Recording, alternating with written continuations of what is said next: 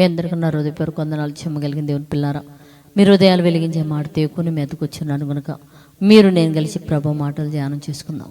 ప్రభు మాటలు ధ్యానం చేసుకోబోయే ముందు రాత్రి కాలం నుంచి మిమ్మల్ని, మీ కుటుంబాన్ని, మమ్మల్ని, సంఘాన్ని, భూమి మీద మన అందరినీ జ్ఞాపకం చేసుకుని ఎన్నో మేలులు దయచేసాడు దేవుడు. అంతే కదా, మంచి ఆహారం ఇచ్చాం, హాయిగా నిద్రపోయాం. భూమి ఎంత త్యాగంగా తిరుగుతుంది, అయినా మనమైతే సుఖ నిద్రపోయాం. దేవుడైతే కొనకక నిద్రించక మన కోసం ఎదురు చూస్తున్నాడు. ఇంత మంచి దేవుణ్ణి మనం కలిగి ఉన్నందుకు మనం ధన్యులము కదా. ఇన్ని మేలులు ఉపకారాలు చేసిన దేవుడికి మన ప్రభు, మన రక్షకుడు యేసుక్రీస్తు వారి నామములో శిరస్సు వంచి వందనాలు, స్తుతులు తెలియచేసుకుంటూ దేవుని పిల్లరా, ఇన్ని మేలు చేసిన దేవుడికి చిన్న ఆరాధన చేసుకుని వాక్యాన్ని ధ్యానం చేసుకుందాం. ఆరాధన ఆరాధన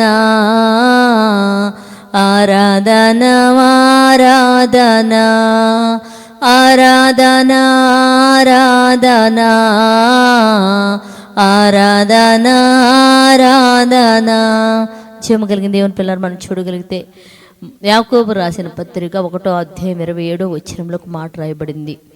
తండ్రి అయిన దేవుడి ఎదుట పవిత్రమును, ఏమండి, తండ్రి అయిన దేవుడి ఎదుట పవిత్రమును నిష్కళంకమైన భక్తి ఏదనగా దిక్కులేని పిల్లలను, విధవరాలను వారి ఇబ్బందుల్లో పరామర్శించుటయు, ఇహలోక మాలిన్యం మనకంటకుండా తనను తాను కాపాడుకొనటం.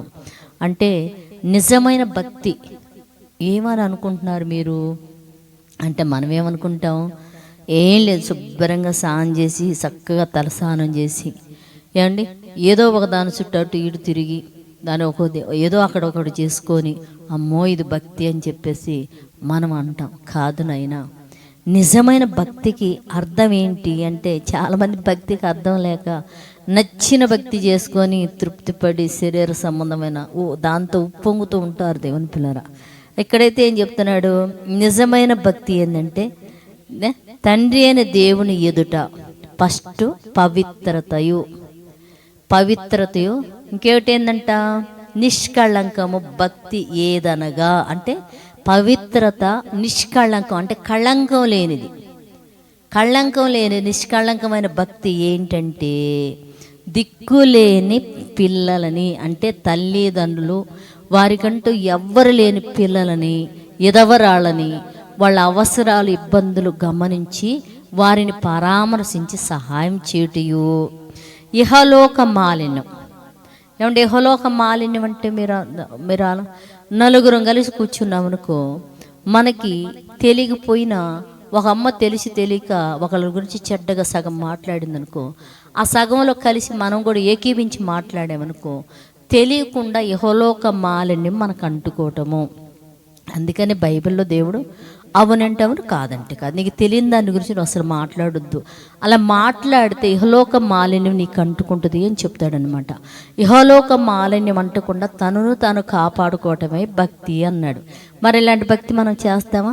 ఇలాంటి భక్తి చేసేవారిగా భూమి మీద ఉన్న బిడ్డలందరూ మారిపోవునట్లు ప్రార్థన చేద్దాం. పరిశుద్ధుడా, జమ్ము కలిగిన మా పరలోకపు తండ్రి, నైనా నీ కృప కలిగిన నామానికి వందనాలు తండ్రి.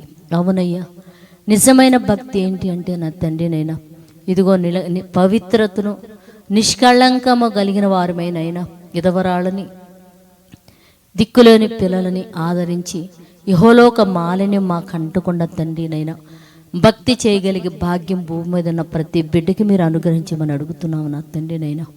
ఇదిగో తండ్రి, ఎదుటి వారిని గురించి మాకు తెలిసినా తెలియకపోయినా వారిని గురించి చెడ్డగా మాట్లాడుతండి, ఆ మాలిన్యం అంటుకొని నీకు దూరమై నరకానికి వెళ్ళే వారికి కాకుండా తండ్రి, ఇతరుల గురించి మంచిగా ఆలోచించి మంచిగా మాట్లాడగలిగే స్థితి మా అందరికీ మీరు అనుగ్రహించమని అడుగుతున్నాయినా.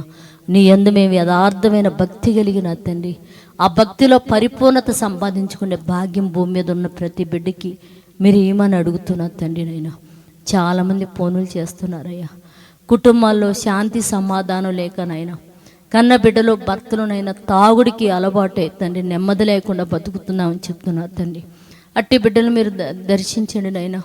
అయ్యా, గవర్నమెంట్ తండ్రి ఈ భయంకరమైన నా తండ్రి మందు అనే దాన్ని తీసివేయటానికి వారికి మంచి మనసుని నా తండ్రి నైనా.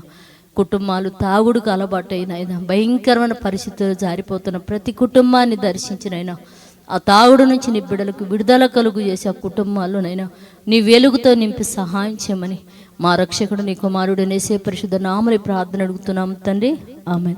మీ అందరికీ నా హృదయపూర్వక వందనములు, ధన్యవాదాలు.